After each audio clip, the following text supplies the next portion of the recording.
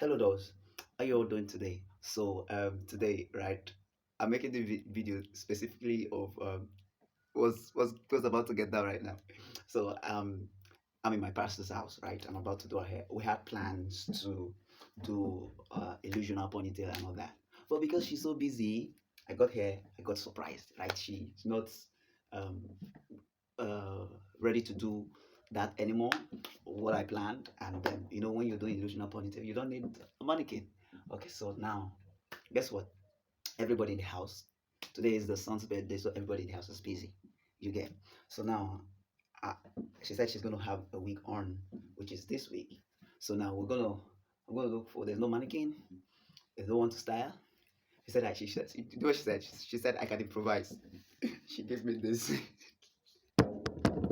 That I can style the hair on it. So right now, that's what I'm gonna do. I'm gonna style the hair on this, right? You see? So let's run through the process and we'll see the result. It was a struggle at first, trying to get it. But as time goes on, I start seeing the simplicity in it. So, which, yeah, you know, I did all I needed to do. So that was to say, I'm done. I actually did it. Look at it. Look at it.